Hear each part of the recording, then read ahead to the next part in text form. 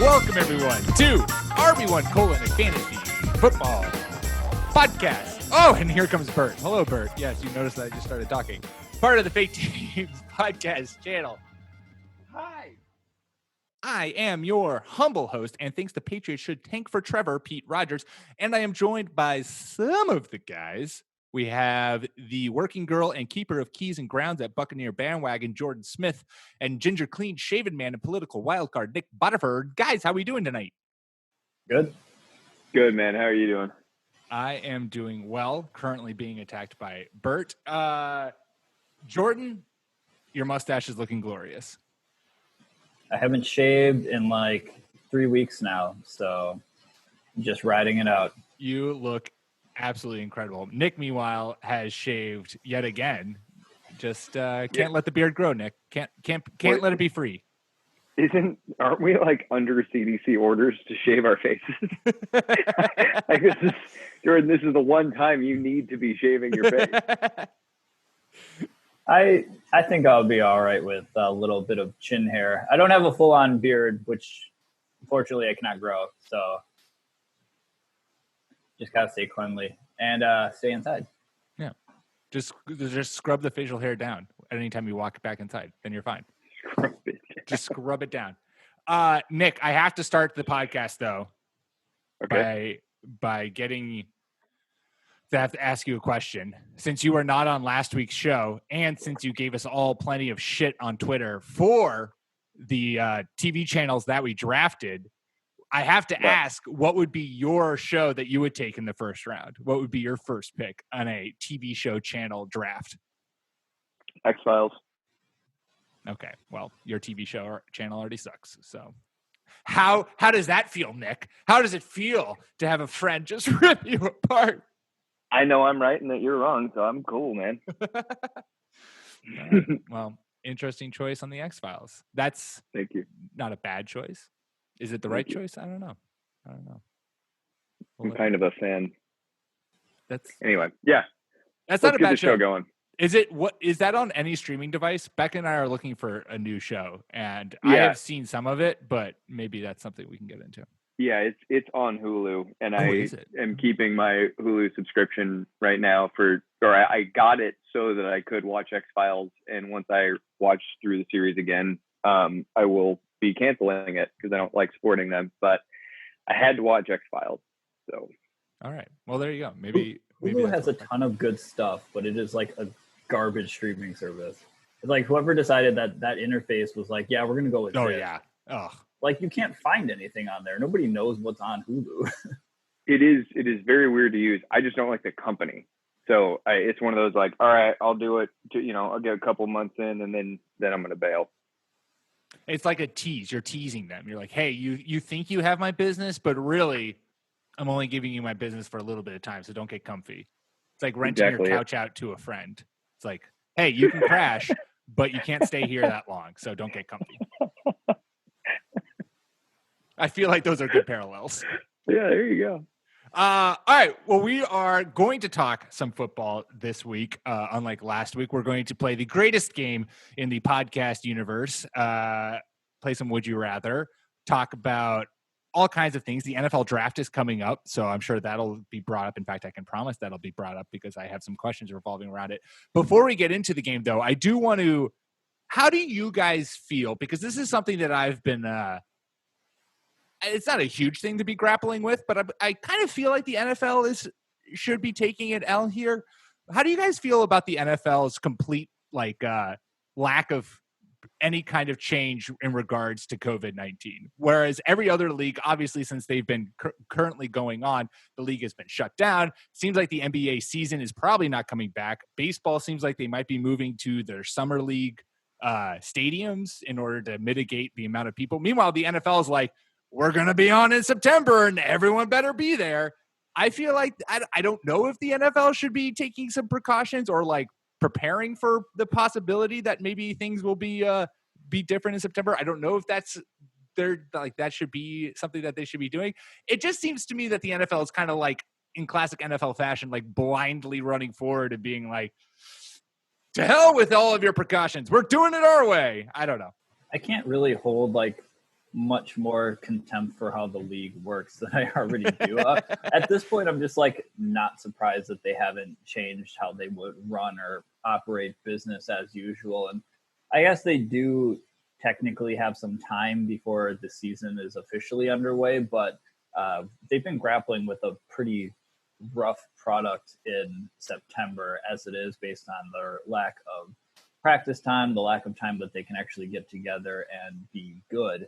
So if they can't do, voluntary workouts or just work together as a team in any capacity, then even if they put them out on the field with, nobody in the stands or however they want to do it in September, it's not going to look great. They might do more damage to their product by putting it on the field than by just waiting a little bit. Yeah, I think the only worse United States-based sports outfit is the UFC, and both of them, as you were saying, Jordan, just continue to show they don't care at all about their athletes. This is entirely a profit-driven enterprise.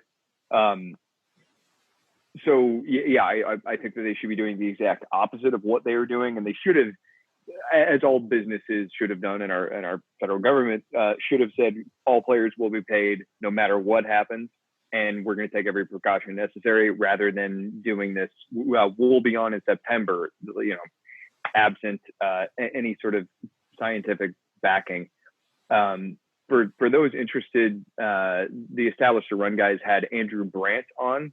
Jordan, you, I'm sure, know who of whom I speak. Former, I think he was director of player personnel or GM of Green Bay Packers. And he gave his insights as to what he thinks the league will do. He doesn't think that if the season doesn't happen, he doesn't think that they're going to have if the season does not happen, he doesn't think the players will get played. What he expects to happen is the league year gets kicked back to like December. But to answer your initial question, Pete, and stop rambling, yeah, they what they're doing is contemptible. I can't believe it. I mean, it's to the point where even Adam Schefter is like fed up with this shit. I saw he had an interview where he was like, at some point, the NFL has to recognize that we're in a state of chaos right now, and you have to take precautions for what's going to be coming. I selfishly was kind of happy that they didn't postpone free agency, because of the fact that it was a nice release nice distraction when there was no sports to distract. It was that kind of chaos was fun. The draft is now going to be like a fantasy draft where everyone's going to phone in from their house, which I guess will be exciting.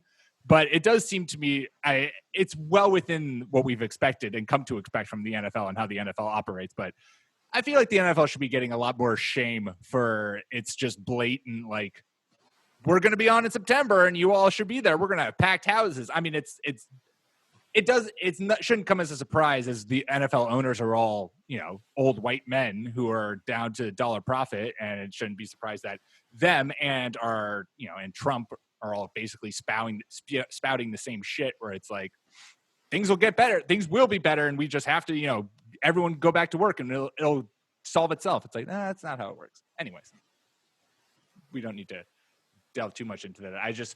Since we haven't talked about football in a while, it was something that I've been thinking about, where I'm just like, all right, let's how about growing a pair of balls and being like, you know what, we recognize that we're in a crazy state of how things are and the world is very different. Maybe we will delay the league, or at least not go into this season thinking that September, everything's going to be hunky-dory. Anywho, on to much more fun.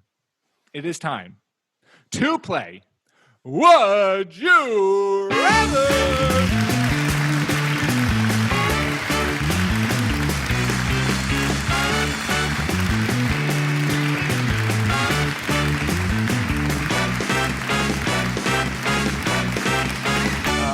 I have a whole laundry list of questions, so we will go for as many rounds as we see fit. Let us start off with Jordan. Why don't you start us off with with a Would You Rather? All right, my first Would You Rather is a pretty quick one. It has to do with some incoming rookie wide receivers here, and based on where they might end up in the draft. So these guys might go in the early teens, late, 10, 11, 12 range. So would you rather have CeeDee Lamb on the Las Vegas Raiders and whatever is going on there with Derek Carr, or would you rather have Henry Ruggs III on the Broncos with are we sure he's good at Drew Lock? And Cortland Sutton's there. You're saying from a fantasy standpoint? Yes. Yeah. Would you rather draft them like in a rookie draft if you're doing dynasty league, etc.? Yeah, so I'm still learning really about this incoming class, and to pat good fantasy people on the back, I highly recommend everybody check out what Sports Info Solutions is doing right now. If you donate to a charity, to a COVID related charity, they will send you a copy of their SIS football rookie handbook for free. If you make the donation and then just send the receipt to them. Yeah, I got mine like 2 days after I made the donation. So everybody hit that up. So as far as what I understand of the players and their situations go, though, I think I'd probably be more inclined to is this, Jordan, is this redraft, like just a standard redraft, or is this dynasty?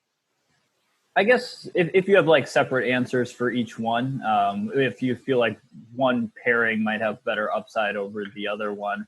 But I'm mostly looking at like, obviously you might have opinions on which receiver is better, but like, for example, myself last year, I did not look a whole lot at situation than I should. So I want to look at situation more this season. Okay. So yeah, I think that there's going to be more opportunity for like an alpha dog in Oakland or in Las Vegas. Waller's a terrific tight end, receiving tight end. Tyrell, the Gazelle, Tyrell Williams, he's kind of like a poor man's Anquan Bolden. I think that there's a whole lot of room there to get a lot of work. So if I'm just going like, this season, give me CeeDee Lamb. As far as the Broncos go, though, I do think that they're developing something good right now. But Drew Lock coming into his second year, he started, like 6 games or something last year. He's still pretty green, and he's got Cortland Sutton there as a target monster right now. So I don't think I would want Ruggs in Denver this year, but I think long term I might be more interested in them because I think that they're, as an organization, kind of just getting started, and there's so much influx long term with the Raiders.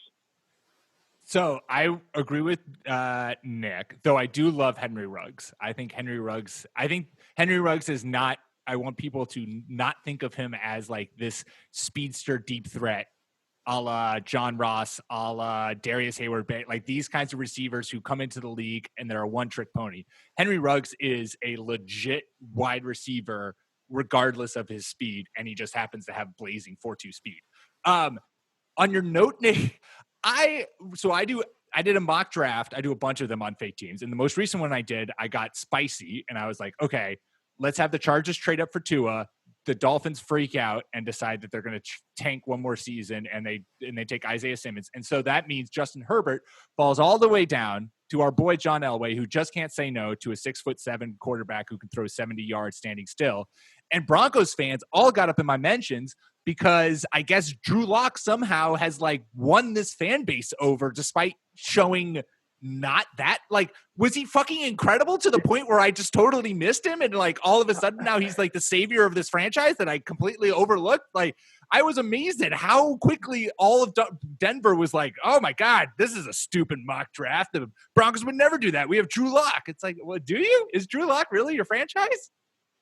I have seen similar things occur. The people love Drew Lock, the people of Denver. When did this happen?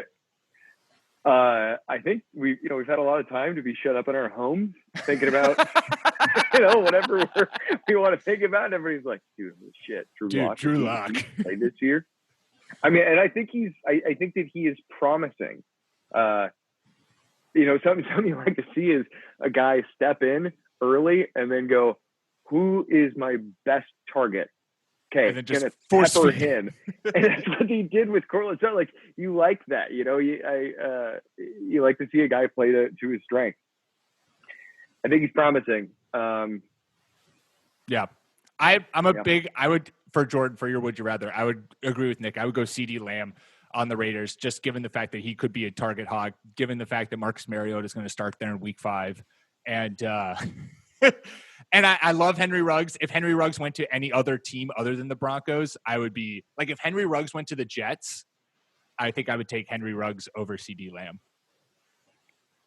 I will not take anyone. I know it's going against my ban Adam Gase, but like, they got it. The Jets have to go wide receiver, right? They have to take a wide receiver because they've done absolutely nothing in this offseason in order to like put talent around Sam Darnold. If one of those, whoever it is, if they look at Gase the wrong way, they're just done. Yeah, I think I'm leaning CD Lamb because both of these guys, I feel like those two and Jerry Jeudy are kind of interchangeable for the best wide receiver in the class. I don't really know if there's anybody that has separated themselves yet. But it just seems like in Oakland, he would be like the guy because Tyrell Williams, who is their de facto number 1 wide receiver, is clearly a number 2. And Cortland Sutton in Denver is a number 1.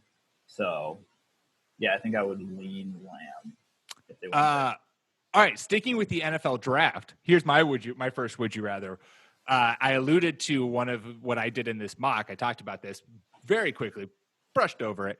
But would you rather Tua go to the Chargers or the Dolphins from a fantasy standpoint? From a fantasy standpoint, this year, the Chargers. I mean, they're just so loaded as a team, but I have to just put in the caveat that in real life, I don't want anyone to have to go play for the Chargers. They're the stupidest goddamn team. Because you think Tyrod Taylor's the real deal and you don't want anyone to get in his way? That's what it is. That's actually what I was getting to, is not that they're so ignorant that they refuse to have an analytics department and they will tank anybody's career. Like, just, God, can you imagine what Philip Rivers could have been? Well, we're about to see. Yeah, we are. And I'm actually coming around on that one. But anyway, the Dolphins, though, we should give them credit. Preston Williams, Devontae Parker, Gesicki, if he gets his shit together. If the Dolphins take Tua, this team, I think, is going to have a quick turnaround because they've put a lot of pieces on that defense in the offseason. We've seen that everyone will play for Brian Flores. Like, I think the Dolphins are going to have to give up a lot to get Tua because I don't think he's going down to 5 now. I think the Dolphins are going to have to trade up for him, especially because the Chargers are basically saying that they're going to take a quarterback with their pick and will probably be aggressive moving on draft day.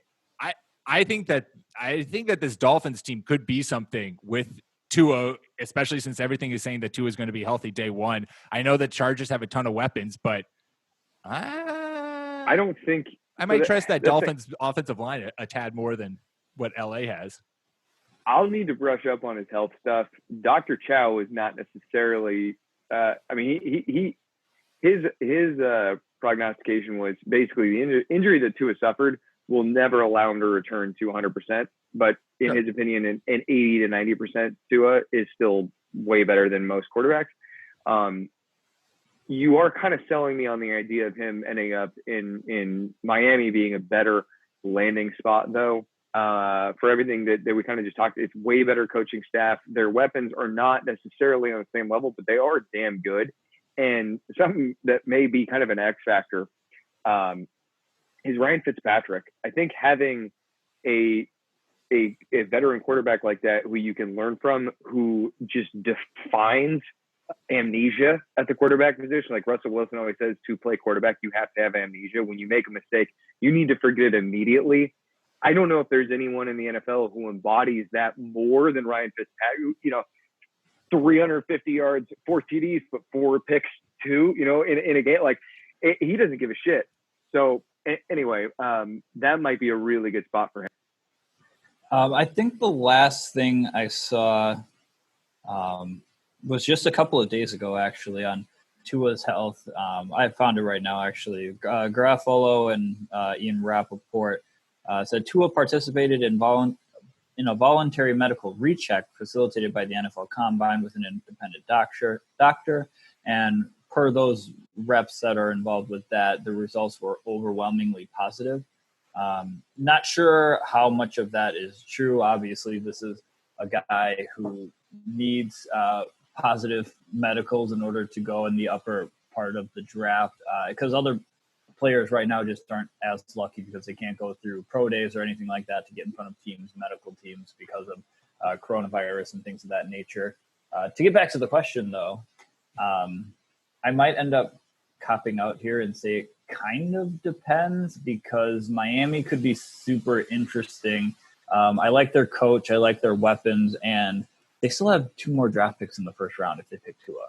So Tua might not be the only weapon that they add, or they could add like a Josh Jones from Houston, or like a Tristan Wirfs from Iowa, like 2 guys who are basically plug and play offensive linemen who are just ready to go.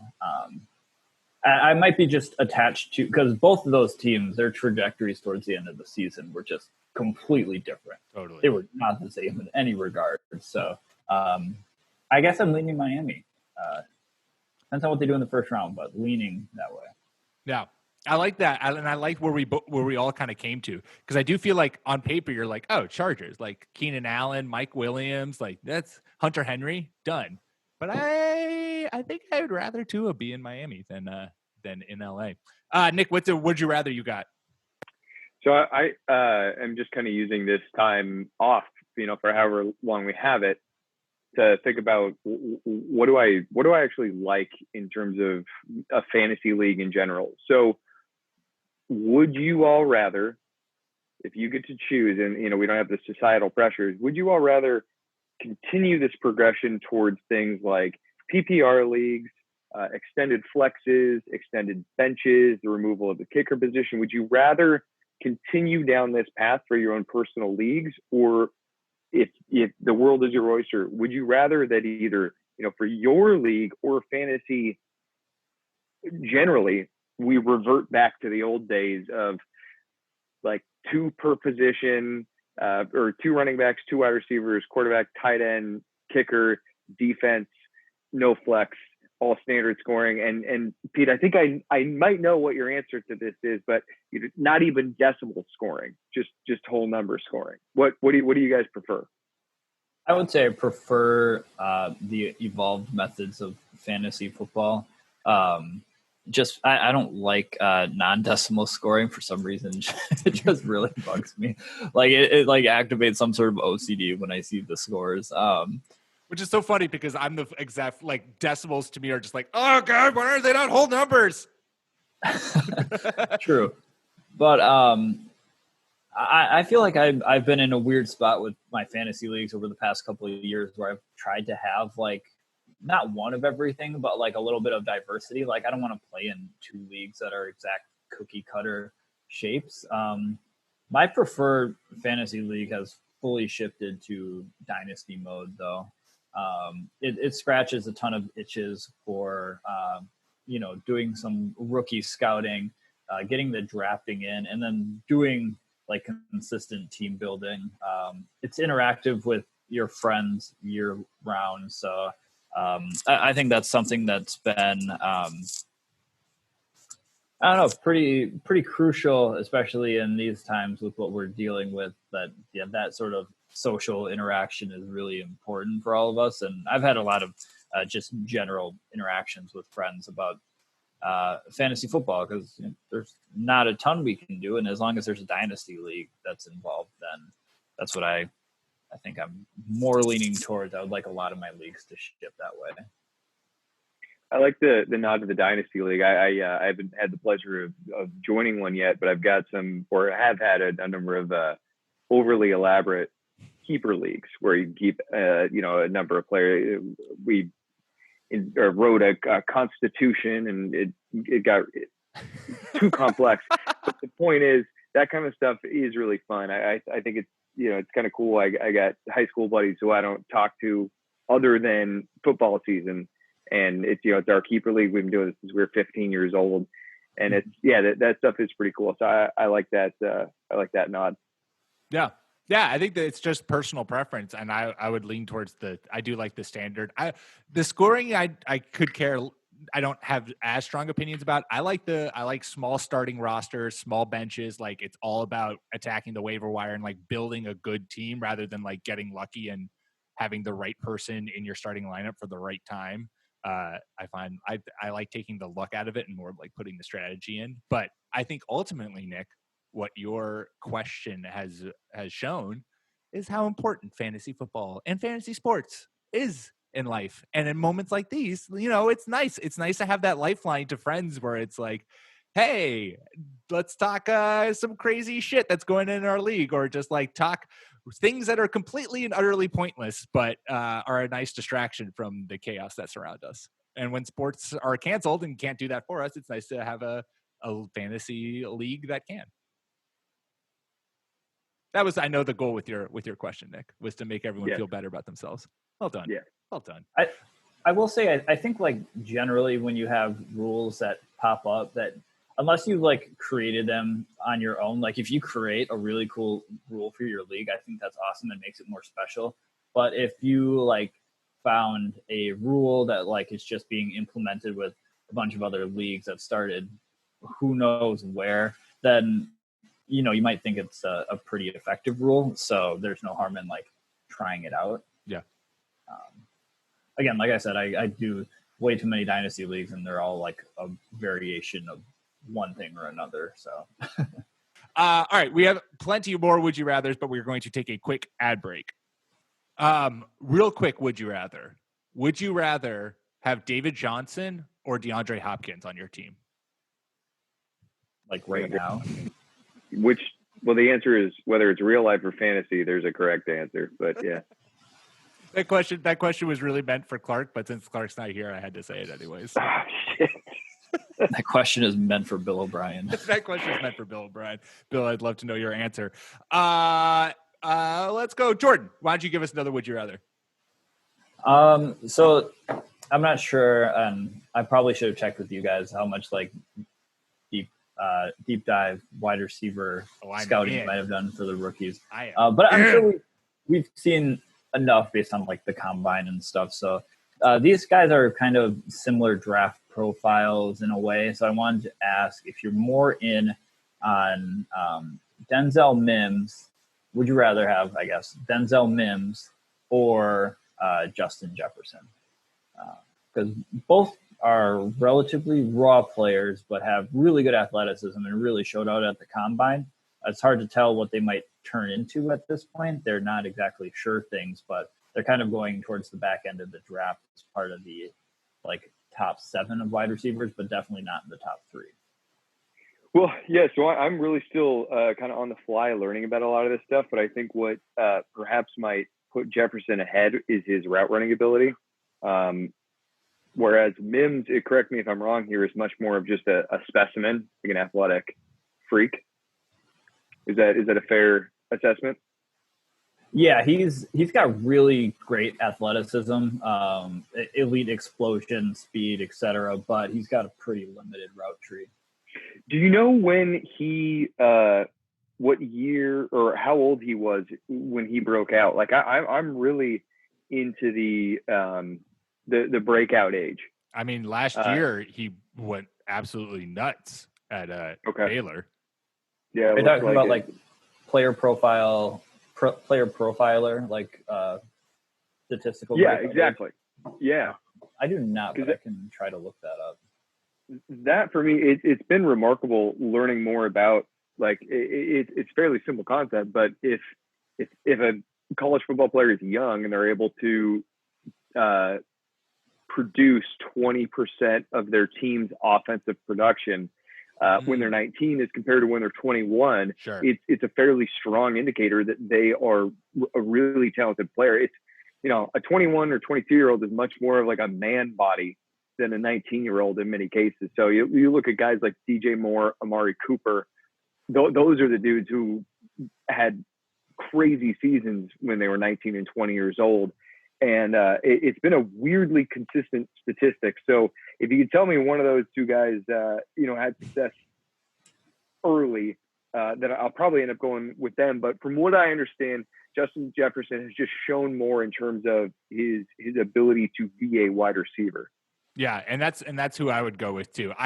In today's offense, I feel like the kinds of receivers who will have the immediate impact or could have an immediate impact and have a huge role right from the get-go are guys who can play all over the field, particularly in the slot, because that's just become such a hot spot for receiver and receiving production, and can run routes cleanly and smoothly and have good hands. Like if you can get open, the ball is going to be coming to you. And I think someone like Denzel Mims, and it's not just because our boy Danny Kelly over at the Ringer compares him to DJ Chark, but that similar kind of like downfield big play guy, I think takes a couple of years or a year at least to kind of develop to the point where they make a big impact. And that's why you see a lot of these second or third year receivers suddenly like become huge, and it's because they're extremely talented, but it just takes a little bit of time for that to click. Whereas guys like AJ Brown, who come in as a rookie and can make an immediate impact, I feel like those are kind of cleaner route runners and are more able to kind of get open in the underneath space and then make plays happen from there. So I have the breakout ages. Are you guys ready for this? So ready. Yeah. So Denzel Mims' breakout age is 19.9. Ooh. And Justin Jefferson's is 19.6. Oh! So Wow. Okay, so good. Would you rather, Jordan? Yeah, that is. So these dudes both have very promising outlooks right now. And so I guess I'll err with my original choice there of Justin Jefferson. He's has shown that he is a better wide receiver at this point, but I don't think that I don't think necessarily there is an incorrect answer to this one. Yeah. I think that's pretty crazy in terms of breakout age especially for Justin Jefferson, because he wasn't like a highly recruited guy. I mean, despite the fact that he went to LSU, I'm pretty sure he was, I'm pretty sure he just went there and like hopped onto the team and like had to really like work his way in. He wasn't somebody who just got a 4-year ride right away. And I think he's also been hurt a little bit by the fact that Joe Burrow is probably the consensus number one, going to go to the Cincinnati Bengals, the whole LSU offense, that sort of thing. But I don't think we're looking at how good Justin Jefferson also had to be in order to play and be as successful as he was. And he really showed out at the combine, which I thought was very interesting. Yeah, speed especially. Nick, why don't you give us one more would you rather? Cool. This one's fairly simple. Nice. Would you rather draft at the end of the first round or early second Mike Evans, DeAndre Hopkins, or Odell Beckham Jr.? I am going to say Hopkins. Let me give you my order even. That's how well I'm going to answer this question. Yeah, it is. I'm going to say Hopkins, Evans, Odell. I think DeAndre Hopkins stepping into that offense in Arizona, I already am excited what Cliff Kingsbury has planned for him. He's going to be a target hog there. And I think him working with Kyler Murray and working with Larry Fitzgerald, I also feel like DeAndre Hopkins, maybe he isn't this kind of player, but I also feel like he's going to be just on a mission to prove that he was not the player at fault, like the person at fault in this trade, that like Bill O'Brien was like, I don't like DeAndre Hopkins having his baby mamas around. DeAndre Hopkins is going to be like, hey, Bill O'Brien, fuck you. And just ball out. So I put my money there. Love revenge narratives. Mike Evans, I think, is going to be sneaky better than people think because I think people are going to have a lower expectations of him because they're like, oh, he's a down the field player. Brady doesn't love to chuck the ball deep. I don't think that that's entirely true. We've seen what Brady can do. Obviously, this was back when Brady was in his prime. Like, I will not pretend that 43-year-old Brady is the same as Brady in 2007. But the last time that Brady had a legit, like, down the field, go get him threat, Randy Moss set the NFL record for 23 touchdowns in a single season. I think Mike Evans is going to have a bigger role. It will be we'll put better stats than people are maybe anticipating. I think Chris Godwin is still going to be the number one wide receiver in that offense with Brady, but I don't think Mike Evans is going to take too big of a hit. And then Odell at 3. I think these guys are all really close. I just put Odell at 3 because I have more or less sworn off the Browns until it's proven to be. And that's just from personal biases because I had Odell and Baker to start last year and they both let me down big time. And so I'm now just like, prove it before you earn it. Yeah, I think I've actually come to the same conclusion in this thought exercise of Hopkins, Evans, Odell. Odell I've been watching for the past couple of years now, and it's kind of disappointing. You still don't know what he's going to be in Cleveland because you think after another whole offseason together, he and Baker might be able to sort some things out and he return to the level that he was at before. But it looks like they might not get another offseason together. As far as the Mike Evans, Tom Brady thing goes, Mike Evans is probably the wide receiver too, but last year we clearly saw that wasn't all that important. It's just another thing where I'm not sure how that situation is going to play out. We don't know how the Arizona Cardinals situation is going to play out, but I'm pretty certain that DeAndre Hopkins is going to at least be the wide receiver one. So I think I have him like a slight edge over Mike Evans, even though they're both in the situation of like new quarterback. You don't know how that connection is going to go, et cetera. So I think I just default to, I just think Hopkins is the best receiver out of the three. I dig this. Okay, so I'm actually going to go Odell number one. And the reason for doing that is that I like what I saw out of Kevin Stefanski. Still too run heavy, but he's very smart in the way that he calls his plays. Heavy play action, throws to running backs. He goes deep. He likes to utilize the slot receiver. He's kind of like almost there for figuring out like all the keys to just beating a defense. The fact that Odell and Baker now have had a year to work with each other is going to be a big deal here. The other two receivers will not have worked with their quarterback ever. And the point that you just made, Jordan, was apt. There might not be an off season. So there's going to be a lot of chemistry that has to be made at the last minute. And I think that the combination of Stefanski, who is an indescribable upgrade over Freddie Kitchens, and it's such a shame that Todd Monken isn't there right now. But I think that Odell is going to be my number one. I think the next I think is more difficult for me to make this differentiation because as you've said, Pete, the Pats didn't throw deep a ton last year, but when they did, Brady was as good as anyone else in the league. Yeah, like Brady top 5 deep passer. So I think that he still got that. And if we're divvying up A-Dot, like Godwin, yeah, he's probably going to rack it up, especially in PPR. But if he's 5 yards further down the field on his average depth of target, then I'm not worried about Evans in that regard. Now, Hopkins, he has to go learn a new system, and he's got to learn how to work with a new quarterback. I still think he's going to be a wide receiver one, but I like the Odell situation way more. And my final thing before we take off here is I was irresponsible and did not look up ADPs until we were already discussing this. I figured that they would be somewhat in the same neighborhood. DeAndre Hopkins is currently this week in half-point PPR. He's going off the board as the number 5 overall pick after Alvin Kamara. Mike Evans and Chris Godwin are coming off the board back-to-back. Godwin at 13, Evans at 14. Odell Beckham Jr. is not coming off the board until pick number 68. People are taking him in the 6th round, so that's my bad for saying this. Fuck. Thing.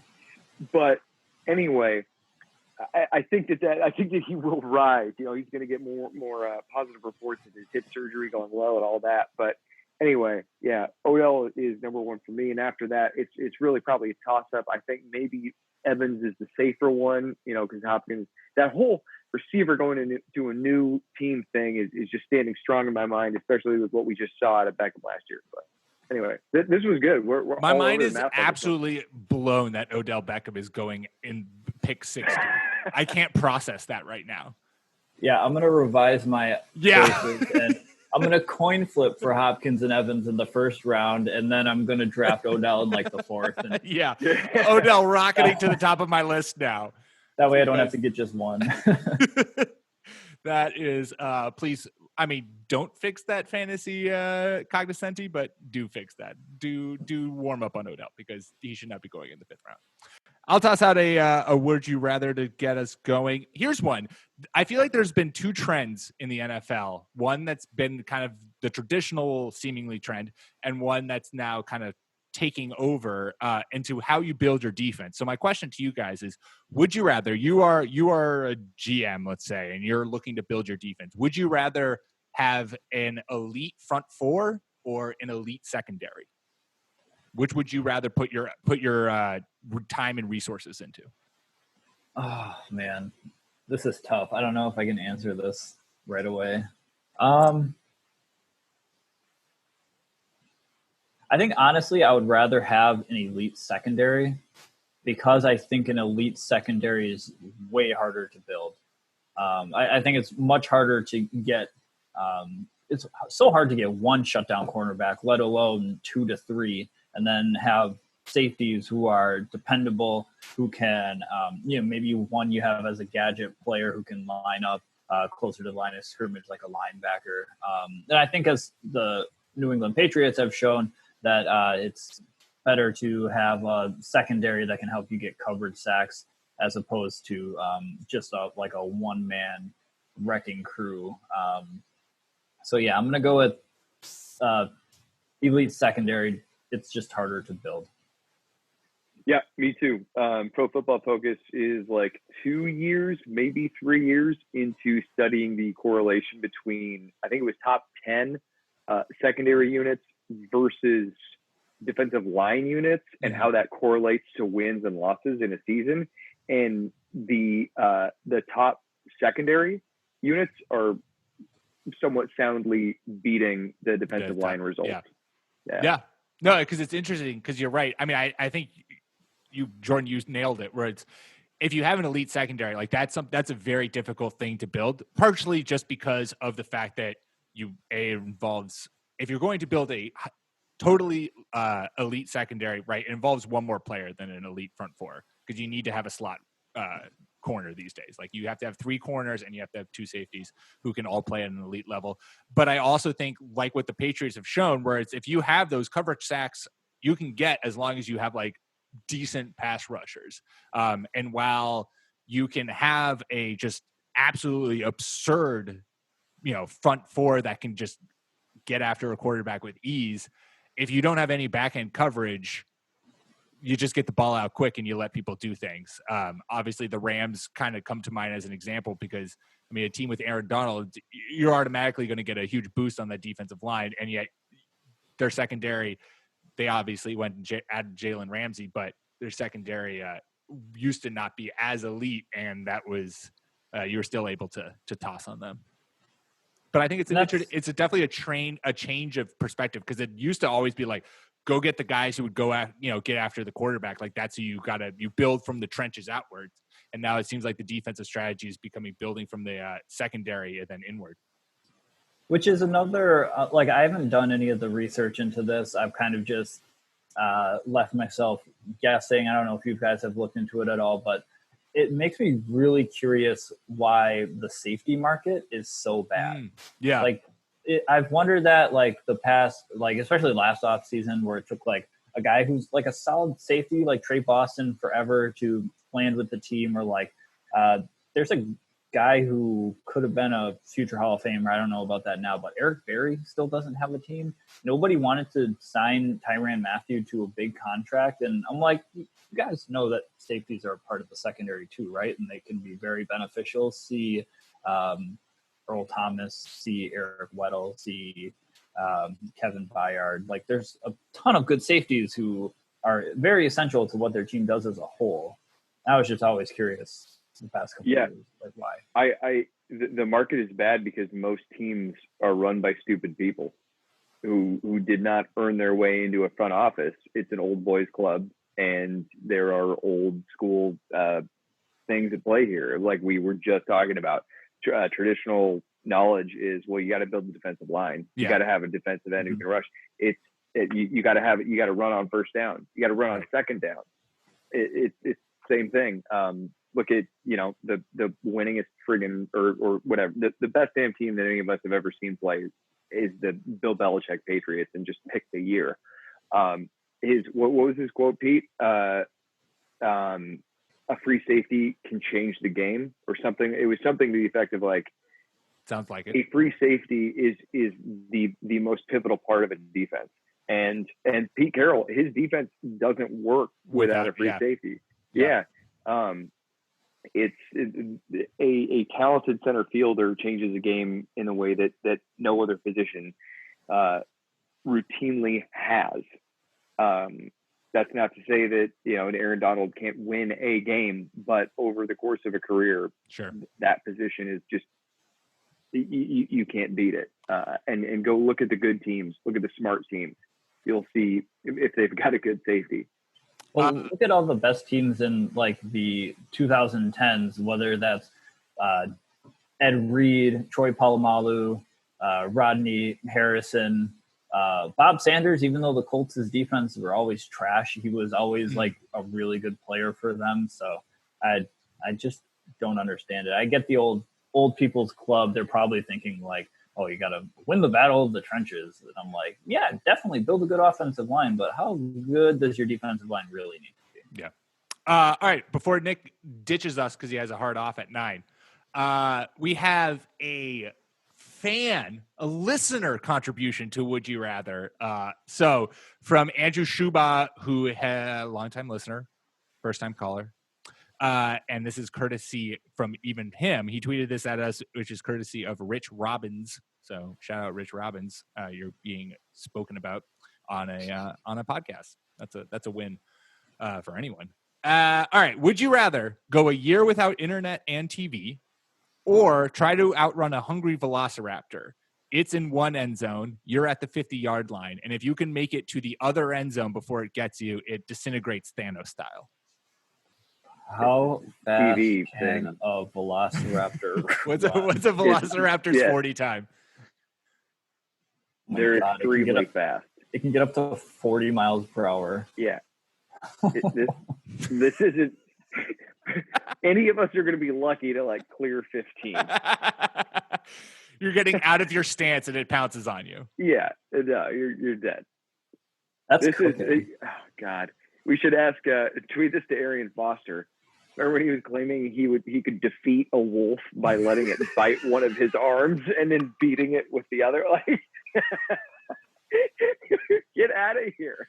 That is how. That's why we have technology. Fact, how you fight a wolf is let it eat half your body and then use the other half of your body to beat it up. One of you will win. Either he will finish eating you, or you will just punch him hard enough. It's like the one that we would always say is like, do you think if you were a running back lined up, 8 yards behind the line of scrimmage, and could you get to the line of scrimmage in a pro NFL game? This is the one we'd ask in college. And one kid was like, oh yeah, I definitely could. I could get to the line of scrimmage. I'm like, no, you couldn't, because I could promise you the defensive lineman who weighs 300 pounds runs a faster 40 than you.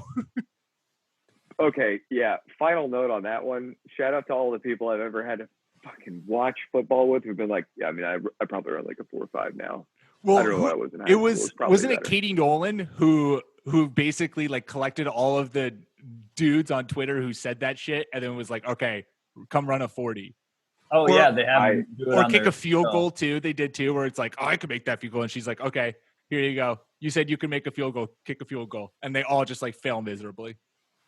So I want to say something that might just get me ethered in the Twitter comments. I don't care. I'm running the math here.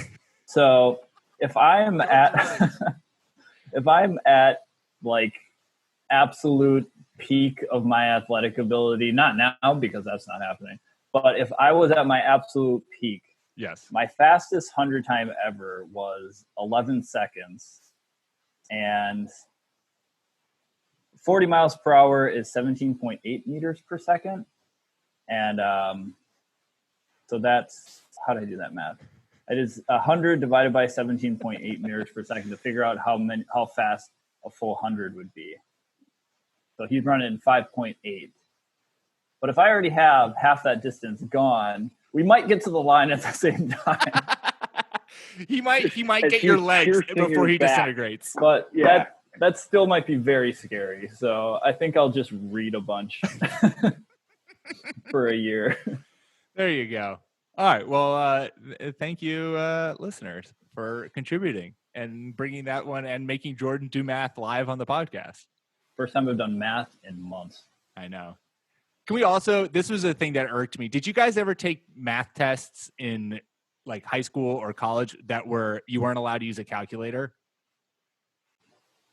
No. Well, I don't know. I was terrible. I don't know about high school. I had college. one prof who I remember they were like, it was a test and you couldn't use a calculator. And I was just like, this is the dumbest thing in the world because when in my life will I not have a calculator on me? Welcome to the 21st century where it's literally in our pocket at all times. It enraged me to the point of no end, to the point where I'm still talking about it 10 years later. Never forget. That's what this math professor did to me. You know who you are. That guy's a jerk. That guy's a jerk. All right. Well, there you go. Nick's out. The hard off at 9 is true. He never lies about that. That's all we got. Make sure to subscribe to the podcast wherever you get your podcasts, iTunes, Spotify, Stitcher. We are there. Follow us on Twitter at RB1 Podcast. You can follow myself at Pete M. Rogers. Follow Jordan at Jordan_Smith27. And Nicholas, despite the fact that it leaves early, you can follow at Ginger__Nick without a K. We will be back at you next week maybe we will do our own remote NFL mock draft. NFL draft. I feel like since we've been doing this for like 3 years now, the NFL's kind of copying us from doing these like remote from our room drafts. So I feel like we should probably get some loyalty for that. But until then, peace.